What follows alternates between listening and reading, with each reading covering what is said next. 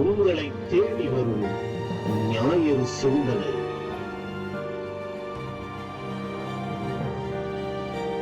இறைவார்த்தை இல்லந்தோறும் நாளும் கேட்க உள்ளம் மாறும்.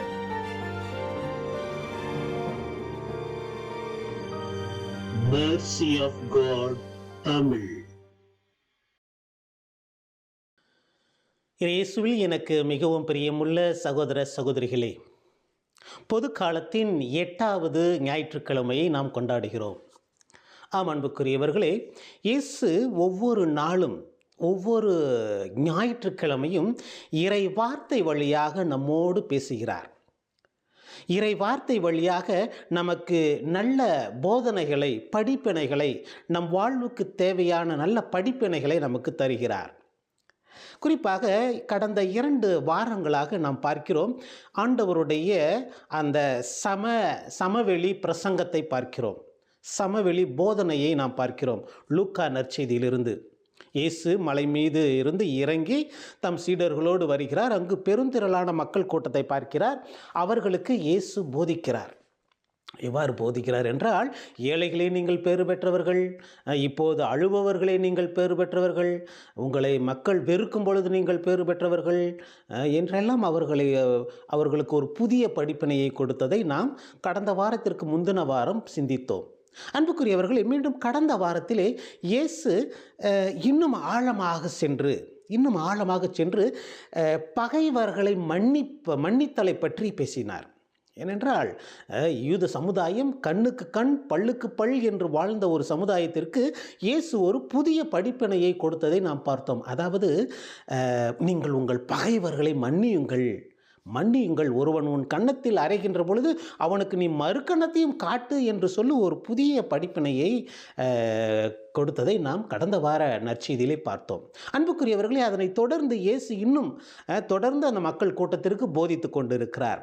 இன்றைய நற்செய்தியிலே ஆண்டவர் இயேசு கிறிஸ்து இன்னும் சற்று ஒரு படி எடுத்து மேலாக ஆண்டவர் 3 ஒரு சிறிய எடுத்துக்காட்டுகள் வழியாக, 3 சிறு கதைகள் வழியாக, உவமைகள் வழியாக இன்னும் அந்த சீடத்துவ வாழ்க்கையின் முக்கியத்துவத்தை எடுத்துரைக்கிறார்.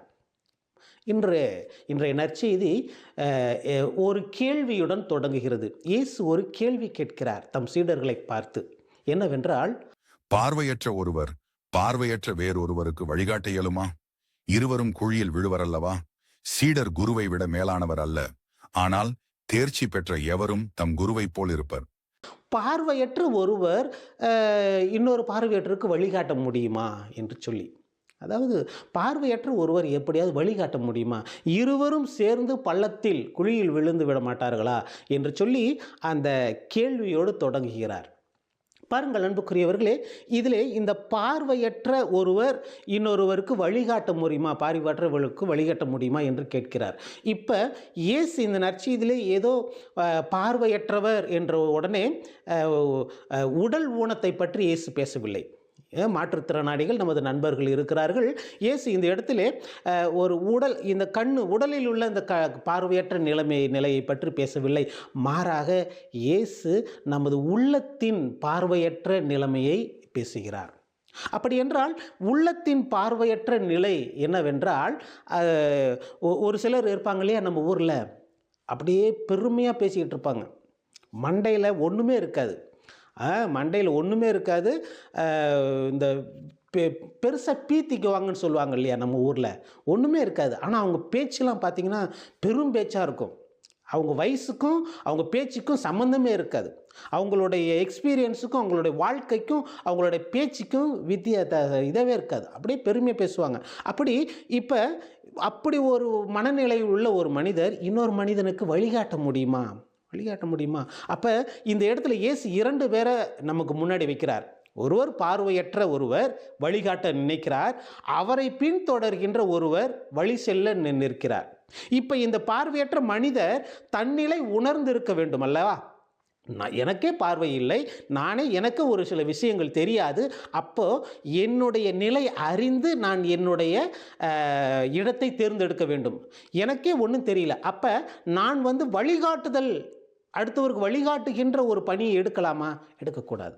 இப்போ இந்த அடுத்த பக்கத்தில் இருக்கிற மனிதர் யாரை பின் செல்ல வேண்டும் என்பதை சிந்திக்க வேண்டும் அல்லவா?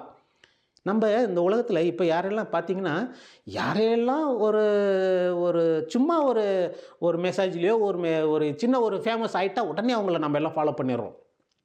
இன்றைக்கெல்லாம் ஃபாலோ பண்ணுறதெல்லாம் ரொம்ப ஈஸியான ஒன்று. எப்படின்னா, நமக்கு சமூக வலைதளங்கள் இருக்கு இல்லையா? வாட்ஸ்அப்பாக இருக்கட்டும், இன்ஸ்டாகிராமு, ஃபேஸ்புக்கு, ட்விட்டரு, இன்னும் இணையதளத்தில் இருக்கிற அத்தனை இதுலேயும் நம்ம போடுற போஸ்ட்டுக்கு, நம்ம போடுற ஷார்ட்ஸுக்கு, நம்ம போடுற இமேஜஸுக்கு, நம்ம போடுற கமெண்ட்ஸுக்கு எல்லாம் என்ன பண்ணணும்னு நினைக்கிறோம்? எல்லோரும் நம்மளே ஃபாலோ பண்ணணும்னு நினைக்கிறோம். நம்ம கேட்போம் இல்லையா, இப்போ இன்ஸ்டாகிராமில் உனக்கு எத்தனை ஃபாலோவர்ஸ் இருக்கிறாங்க, ஃபேஸ்புக்கில் உனக்கு எத்தனை ஃபாலோவர்ஸ் இருக்கிறாங்க, எத்தனை ஃபாலோவர்ஸ் இருக்கிறாங்கங்கிறது ஒரு பெருமை. அப்போ பாருங்கள் பிரியமானவர்களே, இயேசு இன்னைக்கு நற்செய்தி இல்லைன்னு சொல்கிறேன்னா, நம்ம யாரை ஃபாலோ பண்ணுறோம் அப்படிங்கிறது முக்கியம். யாரை ஃபாலோ பண்ணுறோம்? ஏதோ ஒரு செயலை செய்துட்டதுக்காக ஃபாலோ பண்ணுறோமா? அவங்கள நமக்கு உண்மையாலுமே தெரியுமா? யாரை நமக்கு வழிகாட்டுபவர்களாக நாம் தேர்ந்து கொள்கிறோம்? அது நமது சமுதாயத்திலும் சரி, நமது குடும்பத்திலும் சரி, நாம் பணி செய்கின்ற இடங்களிலும் சரி, இன்னும் நம் நாட்டிற்கும் சரி. அது ஒரு திரைப்பட நடிகராக இருக்கலாம், ஒரு அரசியல் தலைவராக இருக்கலாம், இல்லை ஒரு சமய தலைவராக இருக்கலாம், ஒரு மத குருவாக இருக்கலாம், இல்லை ஒரு ஆசிரியராக இருக்கலாம், ஒரு பணிபுரிகின்ற ஒரு இடத்துல ஒரு மனிதராக இருக்கலாம். யாராக இருந்தாலும் சரி பிரியமானவர்களே, நாம் எதற்காக அவரை பின்பற்றுகிறோம், எதற்காக நாம் அவரை ஃபாலோ பண்ணுறோம், எதற்காக அவரை எனக்கு இப்போ பிடிச்சிருக்கு அப்படிங்கிறதெல்லாம் நம்ம யோசிக்கணும். சும்மா இப்பொழுதெல்லாம் கண்மூடித்தனமாக நம்ம ஒரு சிலரை ஃபாலோ பண்ணிடுறோம். கடைசியாக போய் ஏமாந்துன்னு வாழ்க்கையை வெறுத்து, வாழ்க்கையை தொலைத்து விட்டு நிற்கிறோம். எனவே பிரியமானவர்களே, இப்படிப்பட்ட மனிதர்களுக்கு இயேசு இன்றைக்கு சொல்கிறார் என்னென்னா, பார்வையற்ற ஒரு மனிதர், தன்னை பற்றி ஒழுங்காக தெரியாத ஒரு மனிதர், எதுவுமே இல்லாத மனிதர், அவரே எதுவுமே பார்க்க முடியாத சூழ்நிலையில் இருக்கின்ற ஒரு மனிதர் எப்படி இன்னொருவருக்கு வழிகாட்ட முடியும்? அதையும் நம்பி எப்படி இன்னொருவர் அவரை வழி தொடர்ந்து செல்ல முடியும்? அவரை எப்படி ஃபாலோ பண்ண முடியும்? அவரை எப்படி பின்தொடர்ந்து செல்ல முடியும் என்பதுதான் இன்றைய நற்செய்தியினுடைய முதல் கேள்வியாக இருக்கிறது. இரண்டாவது, இயேசு அடுத்த பார்வையற்ற நிலையை பேசுகிறார். நீங்கள் உங்கள் கண்ணில் இருக்கும் மரக்கட்டையை பார்க்காமல் உங்கள் சகோதரர் அல்லது சகோதரியின் கண்ணில் இருக்கும் துரும்பை கூர்ந்து கவனிப்பதேன்? உங்கள் கண்ணில் இருக்கும் மரக்கட்டையே நீங்கள் பார்க்காமல் இருந்து கொண்டு உங்கள் சகோதரர் அல்லது சகோதரியிடம் கண்ணில் இருக்கும் துரும்பை எடுக்கட்டுமா என்று எப்படி கேட்க முடியும்? வெளிவேடக்காரரே, முதலில் உங்கள் கண்ணில் இருக்கும் மரக்கட்டையை எடுத்து எறியுங்கள். அதன் பின் உங்கள் சகோதரர் அல்லது சகோதரியின் கண்ணில் இருக்கும் துரும்பை எடுக்க உங்களுக்கு தெளிவாய் கண் தெரியும். இதில் என்ன சொல்கிறாருன்னா, உன் கண்ணில் இருக்கும் விட்டத்தை மறந்துவிட்டு பார்க்காமல் உன் நண்பனுடைய கண்ணில் இருக்கும் ஒரு சிறிய துரும்பை பார்த்து, நண்பா உன்னுடைய கண்ணில் துரும்பு இருக்கு, அதை நான் எடுக்கட்டுமா அப்படின்னு கேட்குறது. இது இன்னும் ஆழமான ஒரு பார்வையற்ற நிலை. முதல்ல பார்வையற்ற நிலை வழிகாட்டுதல். இப்போ இந்த பார்வையற்ற நிலை என்ன சொல்லுதுன்னா, தனக்கே ஒன்று தெரியாது, ஆனால் அடுத்தவங்கள்ட்ட இருக்கிற ஒரு சிறிய குறையை கண்டுபிடிச்சி அவங்கள ஏதோ பெரிய கரெக்ட் பண்ணி அவங்கள அப்படியே வழி நடத்தி அவங்கள அப்படியே உதவி செஞ்சு அவங்கள காப்பாற்றுற மாதிரி ஒரு இது. இதுக்கு தான் இயேசு என்ன சொல்கிறாருன்னா, இந்த நற்செய்தியில் வெளிவேடக்காரர்களேங்கிறார். வெளிவேடக்காரர்கள், இங்கிலீஷில் ஹிப்போக்ரிட்ஸ். அதாவது இந்த ஹிப்போக்ரிட்ஸ் அப்படிங்கிற வார்த்தை கிரேக்க மொழியிலேருந்து வருது. ஹிப்போக்ரித்தஸ் அப்படின்னுங்கிற கிரேக்க மொழியிலேருந்து வருது. அந்த உண்மையான கிரேக்க மொழிக்கு இந்த ஹிப்போக்ரித்தஸ் அப்படிங்கிற வார்த்தைக்கு என்ன அர்த்தம் அப்படின்னா, அந்த காலத்தில் அந்த கிரேக்க மக்கள் அடிக்கடி இந்த நாடக மேடைகள்லாம் போடுவாங்க. இப்போ கூட நம்ம ஊர்லலாம் நாடகம்லாம் போடுறோம் இல்லையா? அப்போ நாடக கலைஞர்கள்லாம் என்ன பண்ணுவாங்க? மேக்கப் போடுவாங்க. மேக்கப் போட்டு முகத்தை மறைச்சிட்டு அந்த கதாபாத்திரமாக மாறி நடிக்கிறாங்க இல்லையா? அவங்களுக்கு பேர் தான் ஹிப்போக்ரித்தஸ். அதாவது நடிப்பவர்களுக்கு பெயர் தான் ஹிப்போக்ரித்தஸ். வேடக்காரர்கள், வேடமணிந்து நடிக்கிறவர்கள். அப்போ இயேசு அவர்களை பார்த்து ஹிப்போக்ரித்தஸ்ங்கிறார். அப்போனா என்ன? அவங்களுடைய உண்மையான உருவம் அது இல்லை, உண்மையான கேரக்டர் அது இல்லை, உண்மையான மனிதர் அது இல்லை. ஏன்னா அவர்கள் அந்த இடத்திலே ஒரு வேடம் அணிந்து நடித்து கொண்டிருக்கிறார்கள். அப்போ ஒருத்தர் யாராவது தன்னுக்குள்ளே இருக்கிற இதெல்லாம் மறைச்சிட்டு நல்லவர் போல வேடம் அணிந்து மற்றவரை பார்த்து, நண்பா உன் கண்ணில் இருக்கிற துரும்பை எடுக்கட்டுமா அப்படின்னு கேட்குறாரு. இது ஏதோ நம்ம பார்க்குறவங்களுக்கு, அடாடா என்ன ஒரு நல்ல மனுஷன், பாரேன் அடுத்தவங்களுக்கு எவ்வளோ உதவி செய்கிறாரு, இது பாரேன் எந்த அளவுக்கு அடுத்தவங்க மேலே அக்கறையோடு இருக்கிறாரு. ஐயோ கடவுளே, தெய்வம் இவர், நல்ல மனசுக்காரரு. நம்ம உடனே இப்படி தானே சொல்லிடுறோம். யாரையாவது ஒன்று பார்த்துட்டு உடனே ரொம்ப நல்லவங்க அப்படின்னு டப்புன்னு கவுந்துடுறோம் இல்லையா? இப்போ இந்த மனிதனை பார்த்து மற்றவங்க என்ன நினச்சிருப்பாங்க? இப்போ யாராவது ஒருத்தர் பார்த்து, தம்பி உன் கண்ணில் இது இருக்கு பார்த்து எடுப்பா அப்படின்னு சொன்னால் நம்ம என்ன நினைப்போம்? ஏய் நல்ல மனுஷன்ப்பா, நல்ல பரவாயில்ல, நல்ல கேரக்டர். ஆனால் அந்த மனிதனுக்குள்ளே என்ன இருக்குன்னு நம்ம சிந்திக்க மாட்டோம் இல்லையா? ஏசு அதை சொல்கிறாரு பாருங்கள். எப்படி அது உன்னால் முடியும்? நீ உனக்குள்ளே ஏகப்பட்ட இதை வச்சுக்கிட்டு நீ எப்படி அடுத்தவர்களுக்கு அந்த ஒரு சிறிய துரும்பை எடுக்கணும் அப்படின்னு சொல்ல முடியும் அப்படின்னு கேட்குறாரு. பிரியமானவர்களே பாருங்கள், இது இரண்டாவது பார்வையற்ற தன்மை. ஏன் இந்த இடத்துல இரண்டாவது பார்வையற்ற தன்மை அப்படிங்கிறன்னா, இந்த மனிதர் தனக்கு பார்வையற்ற மனிதராக இருக்கிறாரு, ஆனால் அடுத்தவங்களுக்கு பார்வை உள்ளது மாதிரி காட்டிக்கிறார். அவர் தன்னை பார்க்கறது இல்லை, தான் இதயத்தை பார்க்கல, அங்கே குருட்டுத்தனமாக இருக்கிறார், அதை மறைக்கிறார். ஆனால் அடுத்தவங்க இதை நல்லா கண்ணை விரித்து பார்க்குறார், நல்லா போலன்னு பார்க்குறார். பாருங்கள் பிரியமானவர்களே, இது தன்னிலை மறைக்கின்ற ஒரு பார்வையற்ற தன்மை. மூன்றாவதா இயேசு என்ன சொல்றாருன்னா, கெட்ட கனி தரும் நல்ல மரமும் இல்லை, நல்ல கனி தரும் கெட்ட மரமும் இல்லை. ஒவ்வொரு மரமும் அதன் கனியாலே அறியப்படும். ஏனென்றால் முட்செடிகளில் அத்திப்பழங்களை பறிப்பாரும் இல்லை, முட்புதர்களில் திராட்சை குலைகளை அறுத்துச் சேர்ப்பாரும் இல்லை. நல்லவர் தம் உள்ளமாகிய நல்ல கருவூலத்திலிருந்து நல்லவற்றை எடுத்துக் கொடுப்பர், தீயவரோ தீயதினின்று தீயவற்றை எடுத்துக் கொடுப்பர். உள்ளத்தின் நிறைவையே வாய் பேசும். மூன்றாவது எடுத்துக்காட்டு இன்றைய நற்செய்தியில் என்ன சொல்கிறேன்னா, கனி கொடுத்தல். மரத்தில் இருக்கிற ஒரு கனியை வச்சு சொல்கிறார். எந்த ஒரு நல்ல மரமாவது, நல்ல மரம் கெட்டதை கனி தருமா? ஒரு ஆப்பிள் மரம் போய் ஒரு எட்டிக்காயோ ஒரு மற்ற கசப்பான காயோ கொடுக்குமா?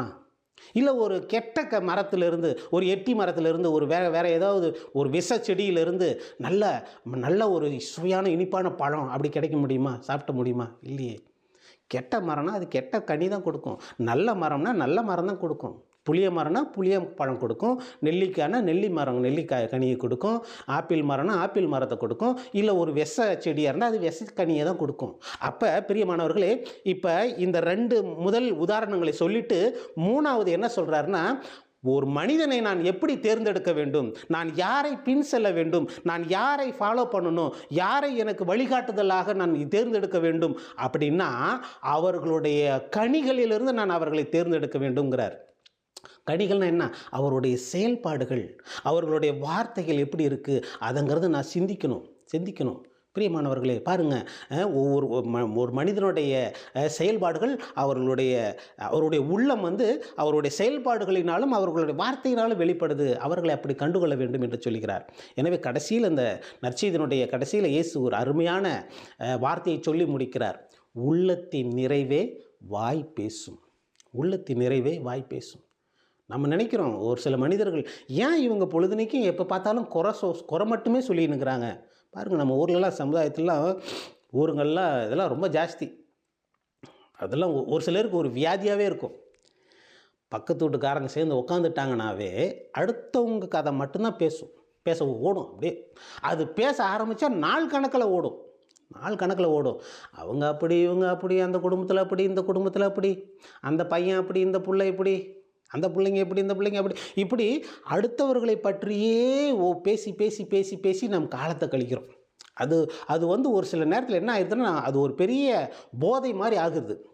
ஒரு சிலர் பார்த்திங்கன்னா பக்கத்தில் வந்தாவே ஏதோ கொண்டு வராங்கடா, ஏதோ நல்ல எவனோ ஒருத்த மாட்டிக்கிட்டான், நல்ல ஒரு மேட்ரு மாட்டிக்கிச்சு வருது அப்படின்னு நமக்கு தெரியும். ஏன்னா அவங்களுக்கு அதுதான் வேலை, அதுதான் அவர்களுடைய மண்டையில் ஓடிக்கிட்டே இருக்கும். மண்டையில் அவர்களுடைய உள்ளத்தில் அப்படியே ஓடிக்கிட்டே இருக்கும். அவன் எப்படி, இவன் எப்படி, அது எப்படி அப்படின்னு. அப்போ அந்த உள்ளத்தில் ஓடிக்கொண்டே இருப்பது என்ன நடக்குதுன்னா, நம்ம அதை வச்சுக்க அடக்க முடியாது. எங்கேயாவது போய் சொல்லணும். எவன் உட்காந்துருக்குறான், அந்த அம்மா வீட்டில் திண்ணையில் உட்காந்துருக்கு, போகலாம், அந்த வீட்டுக்கு போகலாம், போயிட்டு கால் நீட்டி போட்டு உட்காந்து பேசுறது. இல்லாட்டி நம்ம ஒரு வேலை செய்கின்ற ஒரு பணியாக இருந்தால் ஸ்டாஃப் ரூமில் உட்காந்து பேசுறது. இல்லை ஒரு நண்பர்கள் கூட்டமாக இருந்தால் ஒன்றா கூடி பேசுறது. பிரியமானவர்களை பாருங்கள், முக்கியமாக நாம் இந்த இடத்துல சிந்திக்க வேண்டியது என்னன்னா, அதிகமாக நாம் பேசுகின்ற நம்ம யாரு கூடயாவது உட்காந்து பேசிகிட்டு இருக்கிறோம்னா, அப்போ நாம் பேசுகின்ற கருத்து, அந்த பேச்சு யாரை பற்றி இருக்கிறது, எதை பற்றி இருக்கிறதுன்னு நம்ம சிந்திக்கணும். அப்போ நம்ம பேசிக்கின்ற பேச்சு நம்ம ரெண்டு பேர்த்த பற்றி பேசுகிறோமா, இல்லை நம்ம ரெண்டு பேர்த்த இல்லாமல் இங்கு இல்லாத மூணாவது ஒருவரை பற்றி பேசுகிறோமா? அப்படியே மூணாவது ஒருவரை பற்றி பேசினா அவரை பற்றி நல்லதை பேசுகிறோமா, இல்லை அவரை பற்றி கெட்டதை பேசுகிறோமா? இதெல்லாம் யோசிக்கணும். அதை தான் இன்றைய நற்செய்தியிலே பிரியமானவர்களே இயேசு சொல்கிறார், சீடத்துவ வாழ்க்கைக்கு மிக முக்கியமானது பார்வை. பார்வை இது ஏதோ உடல் பார்வை மட்டுமல்ல, இது உள்ள பார்வை. உன் உள்ளத்தை திறந்து அடுத்தவர்களை பார்ப்பதற்கு முன்பு நீ தன்னையே நீ பார்த்து கொள்ள வேண்டும். உன்னை நீ உற்றுப்பார், உன் உள்ளத்தை உற்றுப்பார். பிறகு அடுத்தவர்களுக்கு உற்று பார்க்க உனக்கு நன்றாக கண் தெரியும். அப்போ அதுக்குள்ளே நீ அவசரப்பட்டு அடுத்தவங்களுக்கு போயிடாத, முதல்ல நீ உன்னை உற்றுப்பாருங்கிறார் இயேசு.